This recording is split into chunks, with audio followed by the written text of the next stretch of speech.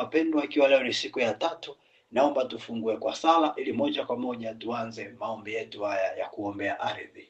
Kwa jina la Baba, la Mwana na Roho Mtakatifu, amen. Tunakushukuru Mungu, tunasema asante kwa ajili ya wakati ya Bwana ambao Mungu unatuunganisha watoto wako kutoka maeneo mbalimbali kwa ajili Bwana ya kwenda kuombea ardhi. Tunakushukuru Mungu kwa ajili ya upendo wako. Tunakushukuru Mungu kwa ajili ya matendo yako makuu ambao Bwana yameendelea kudhihirika katika maisha yetu.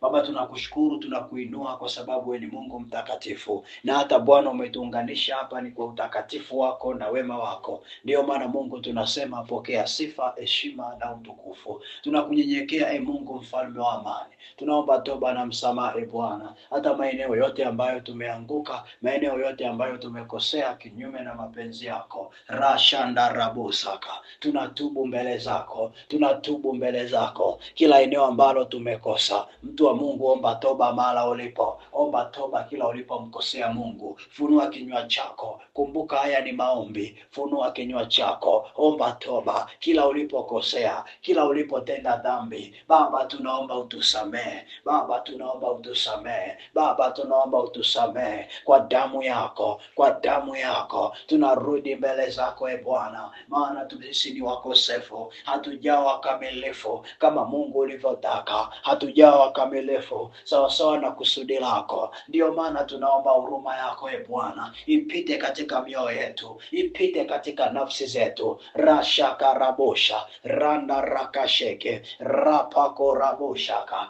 Baba, tunaomba uturehemu kwa msaada wa huruma yako na kwa damu yako ya thamani. Baba, tunaomba uturehemu kwa damu yako ya thamani. Tunaomba Baba utuhurumie kwa huruma yako kuu Bwana. Tunanyunyiza damu ya Yesu hata kwa ajili ya taifa letu. Omba toba kwa ajili ya taifa, omba toba kwa ajili ya taifa. Baba, tunaomba toba kwa ajili ya taifa la Tanzania. Ulioko Kenya, omba kwa ajili ya Kenya. Uliopo Kongo, omba kwa ajili ya Kongo. Kila mmoja aombe toba kwa ajili ya nchi yake. Ulioko nchi za Ulaya, omba kwa ajili ya hiyo nchi, hata kama sio nchi yako ila ni mahala unapoishi. Omba toba kwa ajili ya hiyo nchi katika jina la Yesu. Tunaomba Bwana rehema kwa ajili ya ardhi, kwa ajili ya ardhi. Tubu kwa ajili ya ardhi, tubu kwa ajili ya ardhi. Baba, tunatubu kwa ajili ya ardhi ya taifa la Tanzania, kwa ajili ya dunia yote. Baba, tunatubu mbele zako kwa msaada wa damu ya Yesu, maana Mungu ardhi Bwana pamefanyika uchafu, pamefanyika uovu ulio kinyume na mapenzi yako. Ndio maana Mungu tunaomba toba katika hii ardhi, tunainyunyizia damu ya Yesu. Tunaomba damu yako iondoe kila uovu uliokaa kwenye hii ardhi ambao unazuia uso wako kwenye taifa, unazuia uso wako kwenye nchi, unazuia haki kwenye nchi, unazuia upendo wa Mungu kwenye nchi. Baba, tunaomba hiyo dhambi iondolewe kwa damu yako ya thamani, ili upendo wako upenye, uhaki yako ipenye, upako wako upenye, neema ipenye kwenye hili taifa Bwana. Rapa shaka rapako rabo shaka rika shanda rapo shaka. Tunaita uwepo wa Mungu katikati ya ardhi tuliyokamata ya taifa la Tanzania, katika ardhi aliyokamata mtoto wako mahala popote alipo. Baba, ninaomba ushushe upendo wako, ushushe uwepo wako, ushushe neema yako kwenye hilo taifa, ili watu wa hilo taifa wakakujue kwamba wewe ndiwe Mungu wa kweli, wakakupokee, wakakuamini na wakatembee pamoja na wewe. Rapa shekerebo rikariakanda rabo ratarama sheke rapa korabushaka rikasaka rama shenderebosha. Ngome zote za mauti, ngome zote za mauti zilizojificha kwenye ardhi ya hili taifa, Baba, tunafukuza kila ngome za mauti kwenye taifa letu kwa damu ya Yesu, kwa damu ya Yesu, kwa damu ya Yesu. Tunaamuru Bwana ziweze kuachilia ardhi kwa damu ya Yesu. Ngome ya mauti, achilia ardhi, achilia ardhi ya taifa letu, achilia ardhi ya hilo taifa alilokamata mtoto wa Mungu. Hiyo ardhi tunafukuza ngome za mauti, tunafukuza ngome za mauti kwa jina la Yesu, kwa jina la Yesu. Ngome ya mauti, achilia hiyo ardhi, achilia hiyo ardhi kwa damu, kwa damu, kwa damu, kwa damu ya Yesu aliye hai. Tunaamuru uzima, uzima katika jina la Yesu, ufurike kwenye hiyo ardhi. Rapa shakarabo rikariakanda rapo shamande rikasakarabosha. Baba, tunashusha uwepo wa Roho Mtakatifu, tunaomba Roho Mtakatifu, tunaomba ushuke mahali hapa. Shuka Roho amani, tawala katika ardhi Bwana, tawala katika haya maombi, tawala Roho Mtakatifu, simama kama dereva ili kila kinachofanyika kisifanyike kwa akili ya mwanadamu, bali viongozwe na uwepo wako, viongozwe na upendo wako, katika jina la Yesu. Ramashakarabusha rikanda rapuku rabusha rikasiki remonda kariakatemaye rabusha karianda rabushaka. Amen, amen, amen. Basi tunamtukuza Bwana kwa maombi haya ya utangulizi. Ameweza kuihudumia ardhi kwa toba na kuachilia uwepo wa Roho Mtakatifu. Wapendwa, tunasonga mbele na maombi yetu haya na tunaendelea na somo letu linaloitwa kujifungua kwenye laana ulizotamkiwa kwenye ardhi na kujitamkia baraka kwa njia ya damu. Kujifungua kwenye laana ulizotamkiwa kwenye ardhi na kujitamkia baraka kwa njia ya damu. Siku ya jana ilikuwa ni siku ya pili ya somo letu, ambapo tuliangalia kile kipengele kilichokuwa kinaitwa tumia damu ya Yesu kumpa Mungu uhalali wa kumiliki ardhi aliyokukabidhi kuishi kiagano. Katika somo hili la jana tuliangalia namna ambavyo wakati mwingine damu inaweza ikatumika kama sadaka ya kukuthibitisha kiagano kwenye ibada za kimiungu. Na tukaona ukishanunua ardhi huwa kuna uandikishwaji wa nyaraka zinazokupa uhalali wa kumiliki ile ardhi na panatiwa muhuri. Lakini katika ulimwengu wa roho unakuwa we bado hujafanyika kuwa mmiliki wa ile ardhi mpaka pale utakapoinunua na kiroho. Kwa jana tukaangalia kwamba kununua ardhi kunahusisha pande mbili. Unaponunua ardhi unatakiwa kuinunua kiroho na kuinunua kimwili. Tukasema kuinunua ardhi kimwili unanunua kwa fedha, na tukasema kununua ardhi kiroho unainunua kwa damu ya Yesu. Tukaangalia pia kwamba anayemiliki ardhi kiroho ndiye ambaye ana nguvu kuliko yule anayemiliki ardhi kimwili. Na ndio maana unaweza ukanunua eneo ukajikuta zile roho zinazomiliki hilo eneo kiroho zinakuwekea vikwazo. Unajikuta umenunua eneo ukaanza kujenga, ujenzi hausogei, unakwama.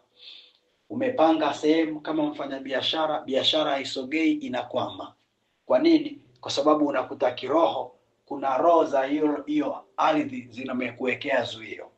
Tukaona kuna wengine pasipo kujua wanapambana hii vita vibaya hadi wanapata madhara, wanakufa, vitu vyao vinaharibiwa. Wengine wanajikuta wameyakimbia hayo maeneo kwa sababu ya kutokupambana na hii vita vizuri. Na wengine wanajikuta wamekimbilia mahakamani kushtakiana mambo ya ardhi, na kesi zinakaa muda mrefu, zinawapotezea muda. Na tukaona mahakama pekee ya kuipeleka kesi ya ardhi ni mbinguni kwa njia ya damu ya Yesu. Tukasema njia rahisi ya kujitenga na makwazo mbalimbali unaweza ukayapata kwenye zuio la ardhi ni kuhakikisha pale tu unapoimiliki ardhi, aidha umeinunua au umepangisha, wewe ndio unakuwa mmiliki kwa wakati huo, ule muda uliopangisha. Kwa mfano unaweza ukasafiri kwenda mkoa fulani, ukakodi guest, ukalipa kulala usiku mmoja. Katika ulimwengu wa roho, ile ardhi ya eneo la guest kwa usiku ule ulioulipia ni ya kwako. Ukikodi flame ya biashara miezi 6 ukalipia, katika ulimwengu wa roho ile miezi 6 uliolipia ile flame, ile ardhi ya eneo la lile flame yako ni ardhi yako kiroho, kwa tayari ni ya kwako. Tukasema inapotokea mazingira ya namna hiyo, hakikisha umeinunua hiyo ardhi na katika ulimwengu wa roho. Na jana kwa neema ya Mungu tukafanya maombi mazuri sana ya kununua ardhi zetu kwa damu ya Yesu. na tunamwamini Mungu kwamba kila mmoja ardhi yake amekwisha kuinunua kwa damu ya Yesu, na tunaamini kila aliyoko hapa sasa anamiliki ardhi yake kiroho na kimwili. Sema amen kwa jina la Yesu. Kama ukupata yale maombi ya jana, rudi nyuma, fuatilia maombi ya siku ya pili ili upate nafasi nzuri ya kununua ardhi yako kiroho na kimwili. Ni muhimu sana. Ukiyakosa maombi hayo, wasiliana na sisi, tutakutumia inbox ili upate nafasi ya kuombea. Lakini pia kwa yule ambaye atakuwa na shuhuda, unaweza pia ukatutumia private shuhuda yako, tukamtukuza Mungu pamoja na wewe. Leo siku ya 3 tunasonga mbele zaidi katika haya maombi yetu, katika hili somo letu linaloitwa kujifungua kwenye laana ulizotamkiwa kwenye ardhi na kujitamkia baraka kwa njia ya damu. Leo siku ya 3 tutaangalia kipengele kinachoitwa mambo makubwa matano kuhusu damu. Leo tutaangalia kipengele kinachoitwa mambo makubwa matano kuhusu damu. Mambo makubwa matano kuhusu damu. Jana na juzi tuliweza kuangalia kwamba damu ina uhusika mkubwa sana kwenye eneo la umiliki na utawala wa ardhi ya maeneo yetu yaliyotuzunguka. Tuliangalia hilo eneo kwamba damu ina uhusika mkubwa sana kwenye umiliki na utawala wa ardhi ya maeneo yetu katika ulimwengu wa roho. Na leo tutaingia ndani kidogo kwa kuyaangalia maeneo makubwa matano juu ya eneo hili la damu, na kila eneo mojawapo tutapata nafasi ya kulifanyia maombi kibinafsi. Kwa ninaomba mchanga wako uwe jirani, ili kila tunapoangalia eneo moja tunapoomba uwe umeshikilia mchanga wako. Sema amen. Tuanze na eneo la kwanza. Damu ni sadaka ya uhai. Damu ni sadaka ya uhai. Damu ni sadaka ya uhai. Sawa sawa na kile kitabu cha Mambo ya Walawi sura ya 17 mstari wa 14. Mambo ya Walawi 17:14. Damu ni sadaka ya uhai. Mambo ya Walawi 17:14. Damu ni sadaka ya uhai. Walawi 17:14 inasema namna hii: kwa maana kuliko huo uhai wa mnyama, hiyo damu yake ni moja na uhai wake. Kwa hiyo naliwaambia wana wa Israeli, msile damu ya mnyama wa aina yoyote, kwa kuwa uhai wa mnyama wote ni katika hiyo damu yake. Atakayeila awaye yote atakayetiliwa mbali. Biblia inatuonyesha kwamba uhai wa viumbe umewekwa katika damu ya kiumbe. Nasema hivi, Biblia inatuonyesha uhai wa viumbe umewekwa katika damu ya kiumbe. Uhai wangu na uhai wako upo katika damu yako. Uhai wa mnyama yoyote yule uliye naye nyumbani kwako, kama unafuga mbwa, uhai wa huyo mbwa upo katika damu yake. Kama unafuga ng'ombe au mbuzi, uhai wa huyo ng'ombe au mbuzi upo katika damu yake. Lakini pia kama unafuga kuku au bata, uhai wa huyo kuku au huyo bata upo katika damu yake. Kwa kiumbe chochote kile unachokifahamu wewe, uhai wake upo katika damu yake. Na kitabu cha Waebrania sura ya 9 ule mstari wa 19 hadi wa 20, kuna kitu kingine kizuri sana hapa tutakiona.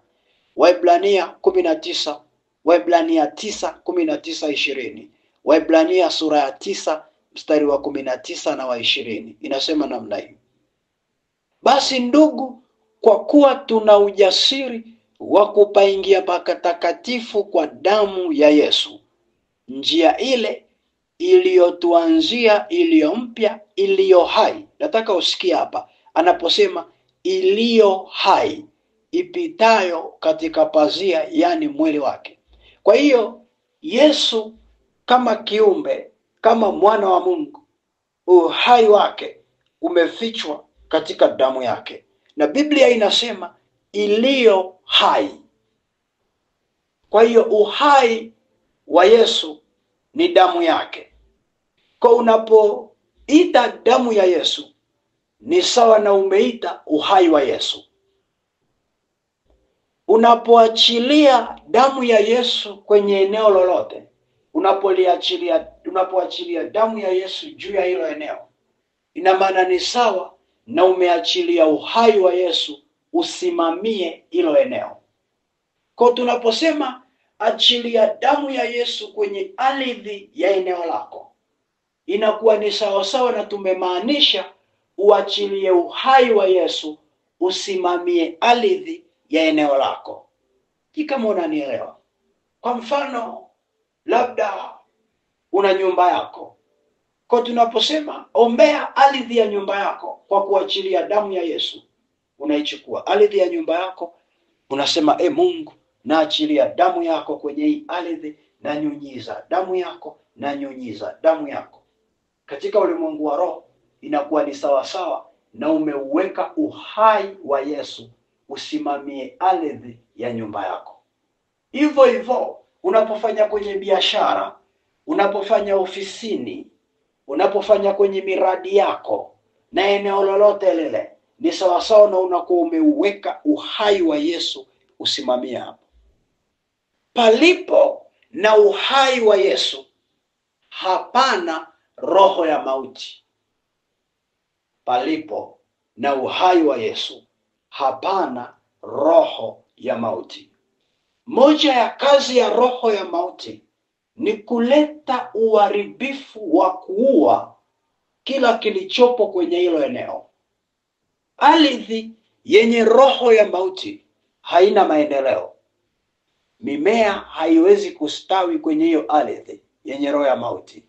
Watu watalima, hawatapata mazao. Watu watafuga, mifugo itakufa. Unakutana na watu kadhaa wanakuambia, kila nikijaribu kuanzisha mradi nyumbani kwangu wa kufuga kuku, na shangaa wanakufa wote. Na wakati mwingine watu wanakuambia hauna mkono wa kufuga. Wewe unafikiri ni mkono wa kufuga, kumbe ni ardhi yako ina roho ya mauti, na ndio maana kila ukijaribu kufuga vinakufa. Mwingine kila akijaribu kuanzisha kajimradi fulani pale nje ya nyumba yake, anasema ngoja nianzishe kaduka, kana kufa. Kwa nini? Kwa sababu kwenye ardhi yako kuna roho ya mauti. Dawa inayoondoa roho ya mauti kwenye ardhi ni damu ya Yesu. Unaponyunyiza damu ya Yesu kwenye ardhi yako, mauti inayoua vitu vyako inaondoka na uhai unasimama. Kwa hiyo kila utakachokiinitiate, kila utakachokianzisha hapo kinasimamiwa na uhai wa Yesu.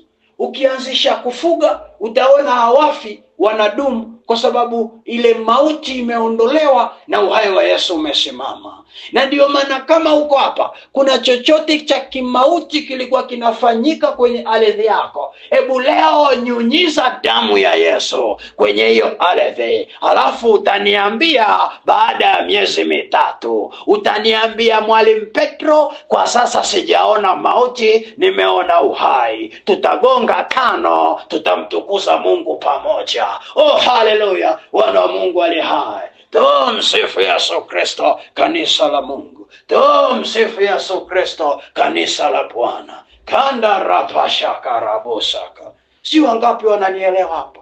Kama unanielewa, kamata mchanga mkononi mwako. Kamata mchanga mkononi mwako. Kamata mchanga mkononi mwako. Afu sema haya maneno. Sema Bwana Yesu.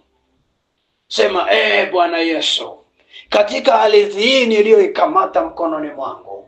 Ninaachilia damu yako, ninanyunyiza damu yako, ninanyunyiza damu yako kwenye ardhi hii niliyoishika. Ninanyunyiza damu yako, ninanyunyiza damu yako. Ninaondoa roho ya mauti kwenye ardhi niliyokamata mkononi mwangu. Ninaondoa roho ya mauti, ninaondoa roho ya mapozo, ninaondoa roho ya mapozo. Ninaachilia uhai wa Kristo, naachilia uhai wa Mungu kwenye ardhi ya eneo langu. Naachilia uhai wa Mungu, naachilia uhai wa Mungu, naachilia uhai wa Mungu katika jina la Yesu, jina la Yesu. Endelea kuomba kwa maneno yako, endelea kutamka kwa maneno yako, endelea kutamka kwa maneno yako. Achilia uhai wa Bwana, achilia uhai wa Bwana, achilia uhai wa Bwana kwenye hiyo ardhi uliyokamata. Endelea kuachilia uhai wa damu ya Yesu, achilia uhai wa damu ya Yesu, achilia uhai wa damu ya Yesu kwenye ardhi ya eneo lako. Baba, tunanyunyiza damu yako kwenye ardhi hizi tulizokamata. E Bwana, tunanyunyiza damu yako, tunanyunyiza damu yako. Tunaomba iondoe mauti, iondoe mauti, mauti ya kiroho, mauti ya kiuchumi, mauti ya ndoa, mauti ya uzao, mauti ya familia, mauti ya biashara, mauti ya mahusiano bora katika jamii na familia. Kila aina ya mauti, e Bwana, tunaamuru iondolewe kwenye hii ardhi tulioshika mikononi mwetu kwa damu ya Yesu, kwa damu ya Yesu, kwa damu ya Yesu, kwa damu ya Yesu. Tunatamka, e Bwana, katika jina lako. Unasema, nikamtafuta mtu miongoni mwao atakayesimama kupajenga palipobomoka. Nami nimesimama kujenga palipobomoka kwenye ardhi, e Bwana, kwa jina la Yesu, kwa jina la Yesu. Ninanyunyiza damu yako kwenye mchanga unaowakilisha ardhi ya eneo langu la Arusha, eneo langu la Dar es Salaam. Taja eneo lako, achilia damu ya Yesu, achilia damu ya Yesu. Mtu wa Mungu, usinisikilize tu, tamka, achilia damu ya Yesu kwa jina la Yesu, kwa jina la Yesu. Damu ya Yesu iweke uhai kuanzia leo. Ardhi hiyo iko hai, ardhi hiyo iko hai. Uhai wa kiroho, uhai wa kiroho, uhai wa kumwabudu Mungu, uhai wa uamsho, uhai wa uamsho kwenye huo mtaa, kwenye hiyo jamii, kwenye hiyo nchi, kwenye huo mkoa, kwenye huo ulimwengu. Uhai, uhai, uhai wa mwana wa Mungu. Rapashaka, raposhaka, rakasheke. Uamsho, uamsho, uamke, uamsho kwa damu ya Yesu, kwa damu ya Yesu, kwa damu ya Yesu. Tunasemesha uamsho kwenye ardhi, uamsho, uamsho, uamsho. Vijana, watoto, wazee, wamama, oraposhaka, watu wa aina zote, lika zote, jinsia zote, wakapokea uamsho kwenye ardhi. Rapashaka rabo, rakashanda raba, kwa damu yako, kwa damu yako, kwa damu yako, kwa damu yako, kwa damu yako. Tunakabidhi ardhi mikononi mwako kuanzia leo, ikawe hai na siku zote katika jina la Yesu. Ramashaka rabu, rekerianda rabosha, karabushaka. Amen, amen. Tua Mungu, kumbuka haya ni maombi. Tunaendelea na maombi. Twende tusonge mbele na pointi ya pili. Nimesema leo tunapita pointi hizi 5. Pointi moja tunaombea, pointi nyingine tena tunaombea. Pointi ya pili kuhusiana na damu. Pointi ya pili, damu inanena au inaongea mbele za Mungu sawa sawa na mtoaji wa hiyo damu unachotaka. Damu inanena au inaongea mbele za Mungu sawa sawa na mtoaji wa hiyo damu unachotaka. Damu inanena au inaongea mbele za Mungu sawa sawa na mtoaji wa hiyo damu unachotaka. Chochote unachoweza kusema kwenye ardhi yako kiwepo au kisiwepo, damu ya Yesu ina uwezo wa kutekeleza. Nasema hivi, chochote unachoweza kusema kiwepo au kisiwepo kwenye ardhi yako, damu ya Yesu ina uwezo wa kutekeleza. Kwa hiyo kupitia damu ya Yesu una uwezo wa kuiumba ardhi yako vile unavyotaka wewe. Narudia tena hii sentensi. Kupitia damu ya Yesu una uwezo wa kuiumba ardhi ya eneo lako iwe vile unavyotaka wewe. Kitabu cha Waebrania 12 ule mstari wa 24. Waebrania 12:24. Waebrania 12:24. Inasema, na Yesu mjumbe wa agano jipya na damu ya kunyunyiza. Sikia hiyo, na damu ya kunyunyiza inenayo mema kuliko ile ya Abeli. Inenayo mema. Kwa nini anasema inenayo mema? Ina maana damu ya Yesu inaongea. Kunena maana yake ni kuongea. Kwa anaposema inenayo mema, anamaanisha iongeayo mema. Kuna utofauti wa kuongea mema na kuongea mabaya. Damu ya Yesu inaongea mema, sio mabaya. Kwa hiyo ardhi inayonyunyiziwa damu ya Yesu kwa kusemeshwa maneno kiagano, ile damu ina tabia ya kuyachambua yale maneno mema, kuyafanya yatimie kwenye ile ardhi. Na ndio maana kwenye kitabu cha Injili ya Yohane Yesu anasema, lolote mliombalo sawa sawa na mapenzi yangu nitafanya. Kwa hiyo kitu kikubwa wewe ni kutambua mapenzi ya Mungu kwako ni yapi.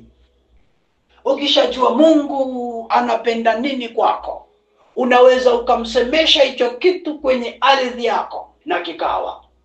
Ukimjua kwamba Mungu amekusemesha yeye ni mchungaji wako na hautapungukiwa na kitu. Kwa hiyo una uwezo wa kuisemesha ardhi ya eneo lako kwamba wewe ardhi ukaichukua tu mchanga. Kama kwa mfano labda mimi nimekamata muda huu hapa studio, mkono wangu wa kulia nimeshika mchanga wa Dar es Salaam, mkono wangu wa kushoto nimeshika mchanga wa Arusha. Sikutani na kuambia reality. Na ninaweza ninausemesha muda huu. Nasema, ewe ardhi ya Dar es Salaam, ewe ardhi ya Arusha, unawakilisha ardhi ya Tanzania, unawakilisha ardhi ya Afrika, unawakilisha ardhi ya dunia yote. Bwana ni mchungaji wangu, sitapungukiwa na kitu. Kuanzia leo katika ardhi hii nisipungukiwe na kitu. Bwana awe mchungaji wangu katika jina la Yesu na kwa damu ya Yesu na nyunyiza, na neno hili likawe na likatimie. Amen. Nimetamka haya maneno katika hali ya kawaida, unaweza ukachukulia poa, lakini katika ulimwengu wa roho nimepanda mbegu, na ndivyo itakavyokuwa kwenye maisha yangu siku zote. Kwa sababu kila nitakapoishi, ile damu itakuwa inaongea kwenye ardhi kwamba wewe Mungu ni mchungaji wa Petro, asipungukiwe na kitu. Kwa sitaona upungufu kama. Yaani kuanzia muda huu mimi Petro, upungufu kwangu mwisho, siji kuona tena. Unaweza ukanitamani na usijue hata wewe unaweza. Kwa kitu cha kufanya, hata wewe kamata ardhi yako, isemeshe mstari wa Biblia, isemeshe Mungu ni ngome yangu na uzima wangu. Ewe ardhi, ninaomba Bwana awe ngome yangu na uzima wangu. Na ndivyo inavyokuwa kila unachoisemesha ardhi kwa maandiko, maana maandiko ni mapenzi ya Mungu, na itakuwa katika jina la Yesu. Kamata ardhi yako sasa, tukaisemeshe. Shika ardhi yako. Mahala unaponisikiliza, kamata ardhi yako, kamata ardhi yako. Sema haya maneno. Sema, Bwana Yesu. Sema tena, Bwana Yesu, Ninakushukuru kwa ajili ya neno lako. Nimesikia na kutambua Bwana. Mungu Baba, nimejelewa siku ya leo kwamba kile ninachoisemesha ardhi yangu, sema Mungu ndio kinachokuwa. Nami Mungu siku ya leo, mimi Petro Mazwile, taja jina lako. Mimi Petro Mazwile, taja jina lako. Ninaisemesha ardhi hii Bwana. Mimi Petro Mazwile, ninaisemesha ardhi hii niliyoikamata. Ni ardhi ya mkoa wangu, ni ardhi ya nchi yangu. Ninaisemesha kwa damu ya Yesu. Ninainyunyizia damu ya Yesu. Ninaisemesha Bwana, wewe ni mchungaji wangu. Ninaomba Mungu Baba, katika ardhi Bwana, Mungu ukawe mchungaji wangu. Ninaomba ukawe mchungaji wangu, nisipungukiwe na kitu. Tazama Baba, umesema wewe ni nuru yangu na uzima wangu. Ninaomba ukawe nuru yangu kwenye ardhi hii na ukawe uzima wangu. Baba, fedha na dhahabu umesema ni mali yako. Ninaomba na mimi Petro Mazwile, taja jina lako. Ninaomba na mimi Petro Mazwile, kwa damu ya Yesu, fedha na dhahabu katika ardhi hii Baba ikawe ni mali yangu, nikaimiliki na kuitawala pamoja na wewe Bwana, kwa utukufu wako Mungu. Ninaomba damu yako ipate kuisemesha ardhi kama ninavyotamka, kwa damu ya Yesu, kwa damu ya Yesu, kwa damu ya Yesu. Endelea kuitamka, endelea kutamka, endelea kuisemesha, endelea kuisemesha. Wewe ndio unayejua unataka ni mambo gani yawepo kwenye ardhi yako. Una uwezo wa kuyapanga, una uwezo wa kuyapanga. Yasemeshe mtu wa Bwana, yasemeshe mtu wa Bwana. Endelea kuyasemesha kwa maneno yako. Mimi nimesha kuongoza kukuwekea msingi kwa uwezo wa Roho Mtakatifu. Kazi imebaki kwako. Haya semesha, haya semesha, haya semesha, haya semesha katika jina la Yesu. Yale unayosemesha ndio Bwana anayofanya, ndio Bwana anayofanya. Semesha, semesha, semesha hiyo ardhi, iongelesha hiyo ardhi. Yale unayoongelesha ndio yanayotokea. Semesha, semesha. Baba, ninaomba katika ardhi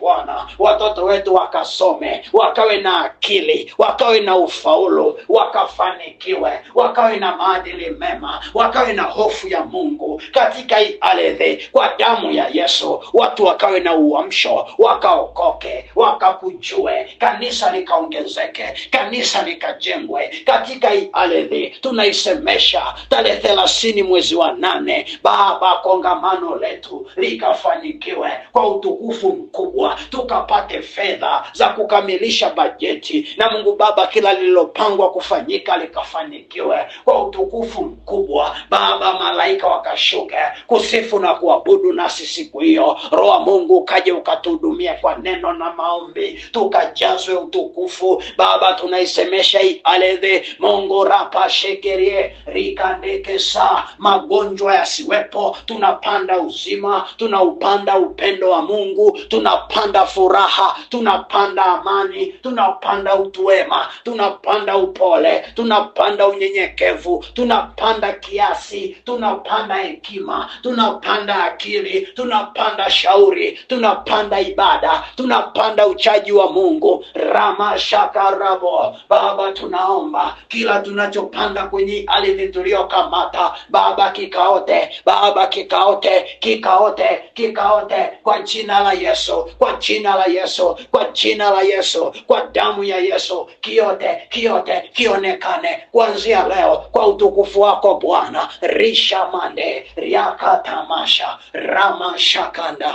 ramashakarabo, rikasakaraba.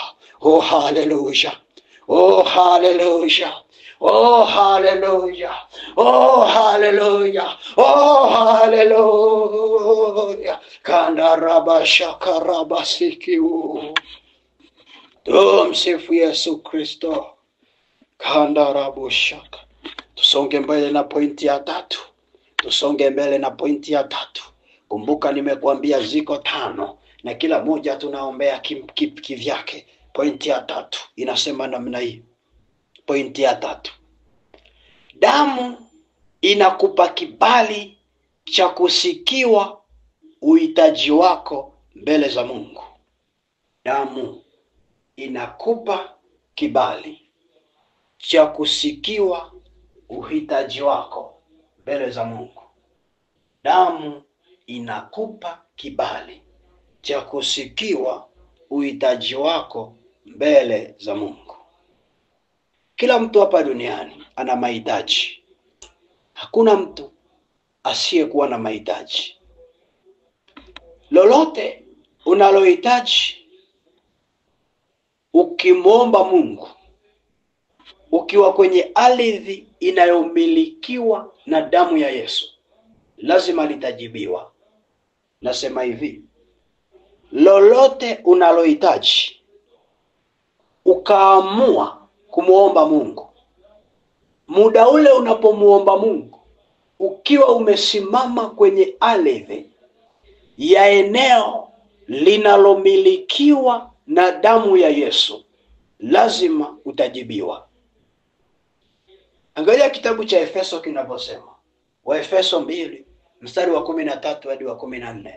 Waefeso 2:13-14. Efeso 2:13-14.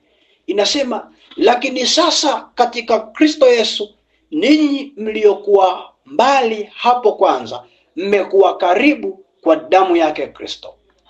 Kwamba mlikuwa mbali, lakini kwa ajili ya damu ya Yesu mmekuwa karibu.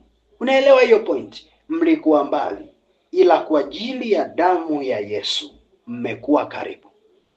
Anasema, kwa maana yeye ndiye amani yetu, aliyetufanya sisi sote tuliokuwa wawili kuwa mmoja, akikibomoa kiambaza cha kati kilichotutenga.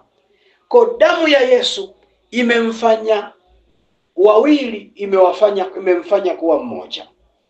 Damu ya Yesu imeondoa kiambaza, imeondoa kizuizi.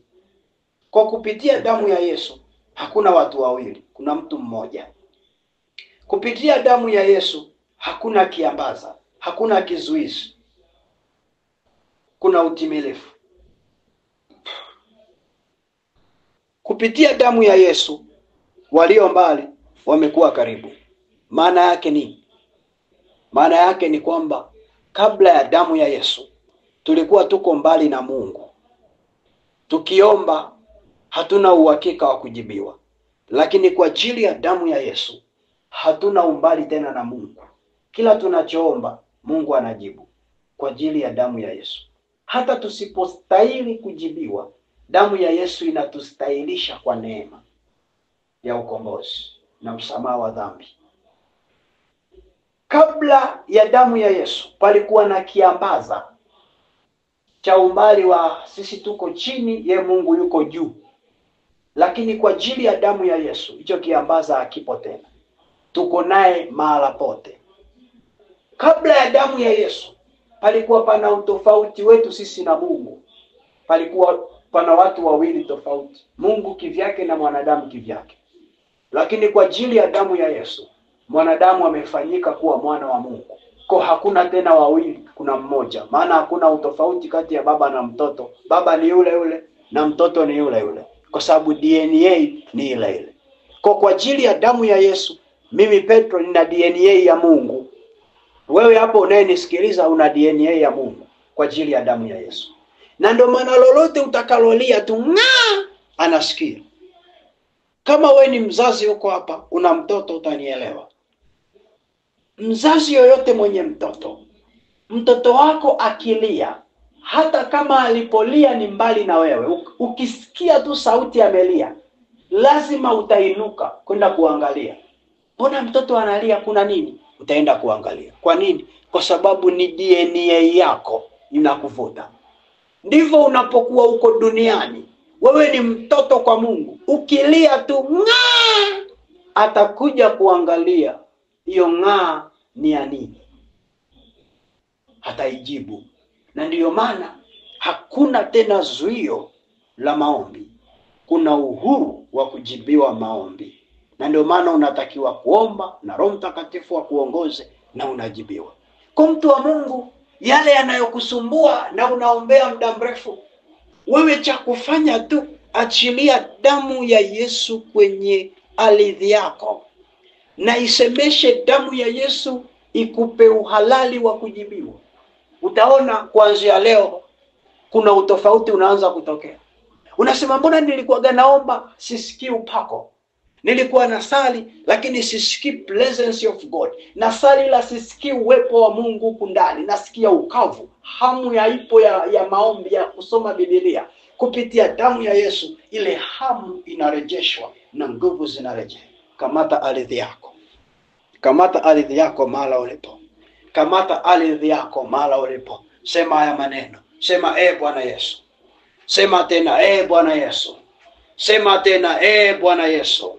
Ninakushukuru kwa sababu nimefahamu hii siri, kwamba ardhi inayotawaliwa na wewe Yesu katika damu yako, maombi yote yanajibiwa. Maombi yote yanajibiwa. Na Yesu ninakuomba uwe mtawala wa ardhi hii niliyoikamata mkononi mwangu, ili Bwana kuanzia leo maombi yote nilionayo Baba nikaone majibu. Baba nikaone majibu. Mengine nimeishi yameshindikanika, lakini kwako Yesu yanawezekana. Ndio maana ninakuita Yesu, njoo. Karibu njoo. Karibu njoo. Karibu njoo. Karibu njoo. Karibu njoo. Karibu njoo. Endelea kumkaribisha Yesu. Endelea kumkaribisha Yesu kwenye ardhi ya eneo lako. Endelea kumkaribisha. Endelea kuikaribisha damu yake kwenye ardhi ya eneo lako. Na unapoikaribisha, ielekeze unataka ije ifanye nini. Ielekeze unataka ije ifanye nini. Isemeshe hiyo damu ya Yesu hiyo ardhi uliokamata mkononi mwako. Isemeshe ije ijibu maombi gani. Ije ijibu maombi gani. Weka foundation leo. Weka msingi leo kwa damu ya Yesu. Baba tunaomba maombi yote tulio nayo kuanzia leo na yale tutakayoomba siku zijazo, Bwana, katika ardhi hii tuliokamata mikononi mwetu, Baba tunaomba yakajibiwe kwa damu yako. Kwa damu yako. Maana tumesikia leo ardhi yenye damu yako hakuna kiambaza, hakuna wawili, bali kuna mmoja. Hakuna umbali, bali kuna ukaribu. Rika shakarabo. Nasi Mungu tunaondoa kila viambaza vya kiroho, vya kimwili vilivyoko kwenye ardhi hii. Baba tunaviondoa. Ondoa viambaza, mtu wa Mungu. Tamka ya maneno. Sema Mungu naondoa kila viambaza kwa jina la Yesu vilivyopo kwenye ardhi. Mwambie Mungu ninaviondoa kwa jina la Yesu. Kila wawili waliopo kwenye ardhi ninawaondoa kwa jina la Yesu. Ninamweka mmoja. Mwambie Bwana ninamweka mmoja katika Mungu Baba, katika Mungu Mwana, katika Mungu Roho Mtakatifu. Akae pamoja na mimi ndani yako nawe ndani yangu, katika jina la Yesu. Rama shakarabo. Endelea kuomba. Rika shandaraba. Ripo shamande. Riakatama. Risakarabo. Nena kwa lugha. Nena kwa lugha. Nena kwa lugha. Arapasheke. Rakandeketa. Riama shamanda. Ropo shamande. Ropo kamanda. Hakuna wawili. Ropo kamasha. Rimo shandekesa. Huo utengano wa ndoa tunauondoa kwenye hiyo ardhi. Hiyo ndoa iliyovurugika. Rapakashakanda. Makanda kanje. Rama kanjebo. Roya matengenezo. Pita kwenye hiyo ardhi. Pita. Pita. Pita. Tengeneza. Tengeneza. Tengeneza. Tengeneza. Kwa jina la Yesu. Baba tengeneza. Baba tengeneza. Bwana tengeneza. Kwa jina la Yesu. Kwa jina la Yesu. Kwa jina la Yesu. Kwa jina la Yesu. Tengeneza. Tengeneza. Tengeneza. Tengeneza. Kwa jina la Yesu Kristo. Rapa shakarabo. Karama shakarabo. Randerebosha. Haleluya. Rakashaka. Tusonge mbele na pointi ya 4. Kumbuka ziko 5, tunaenda ya 4 sasa. Inabaki 1. Tunaenda ya 4. Damu ikimwagwa kwa kukatiliwa inanena kisasi mbele za Mungu kikurudie wewe uliyeimwaga. Nasema hivi, damu ikimwagwa kwa kukatiliwa uhai inanena kisasi mbele za Mungu kikurudie wewe uliyeimwaga.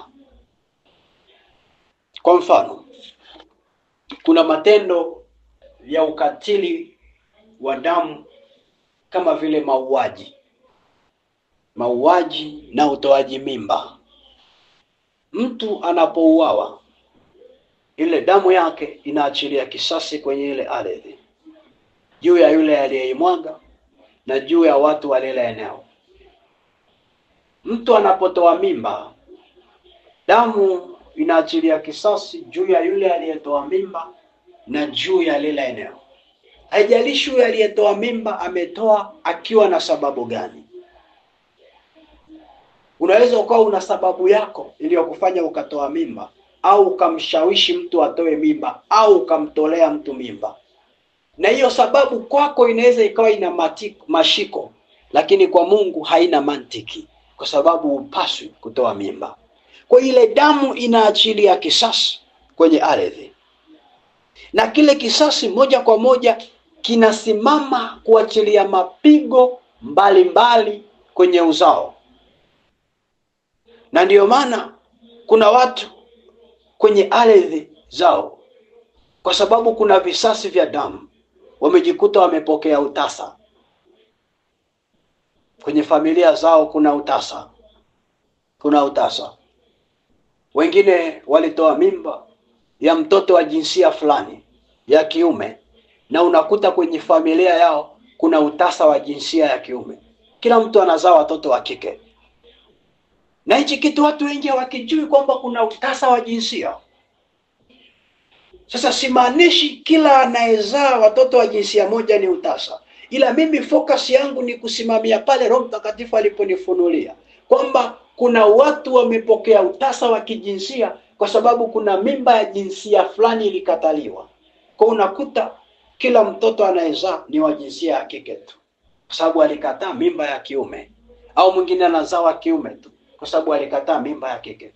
Na ndio maana moja kwa moja utasa wa namna hii unapokushambulia, na utasa wa aina yoyote ile, unahitaji kuachilia damu ya Yesu kwenye ardhi, kuomba toba juu ya kila mauti iliyoachiliwa kwenye hiyo ardhi ya mauaji. Aidha ulifanya wewe au alifanya mtu mwingine, aidha unajua au haujui, ila tu kuna matokeo umeshayaona kwenye ardhi yako yanayoashiria hapa pana kisasi cha mauti. Achilia toba, kamata ardhi yako, eneo lipo.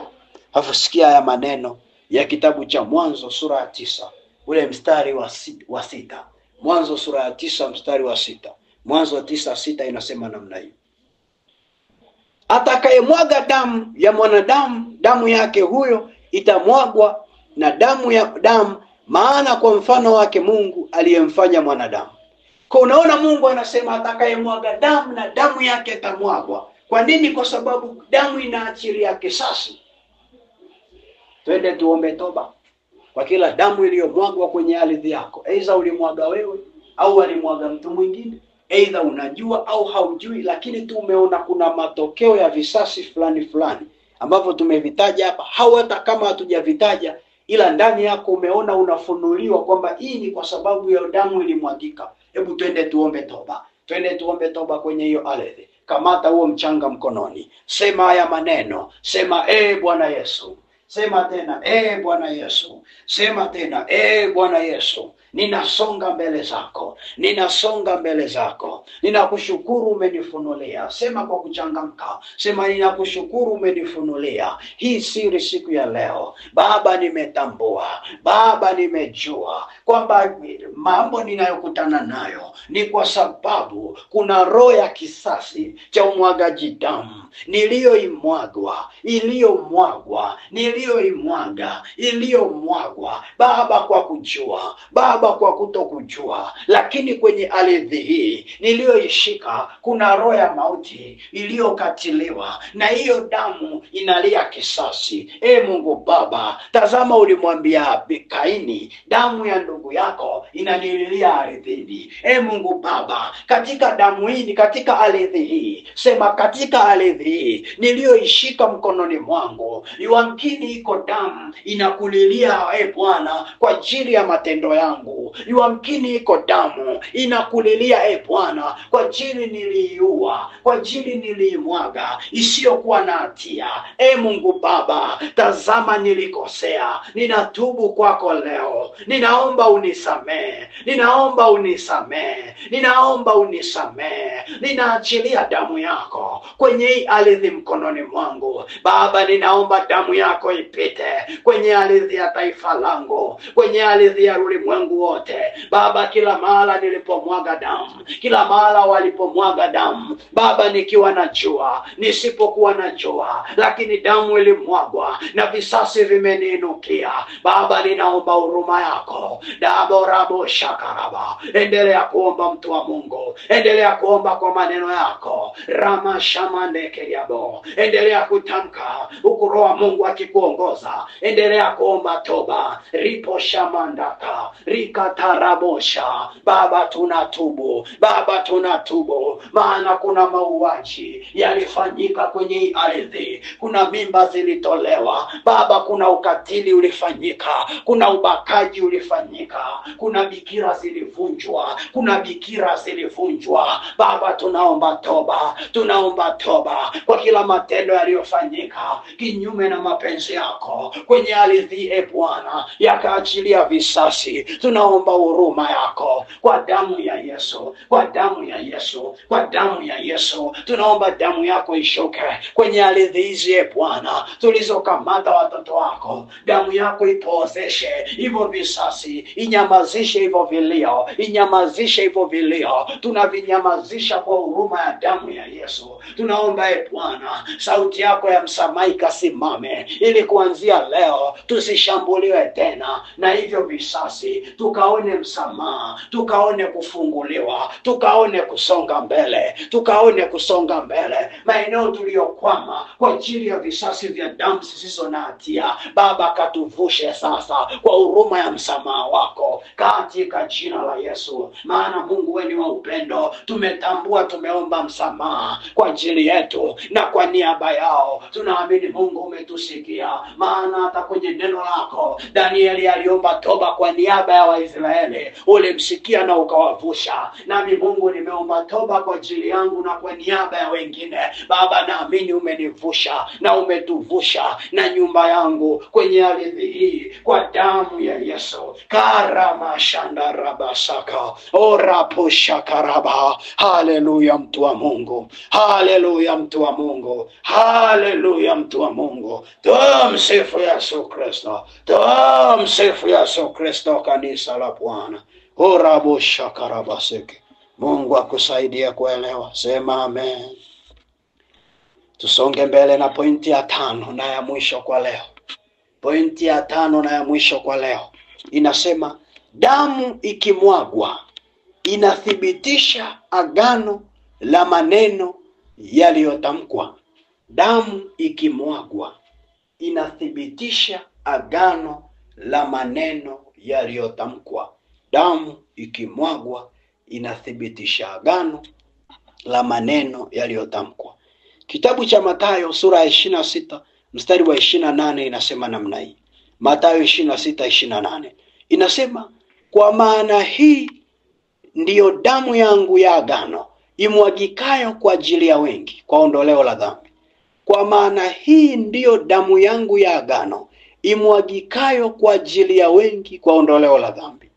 Kwa hiyo Yesu damu yake ni ya agano iliyomwagika kwa ajili ya wengi kwa ondoleo la dhambi.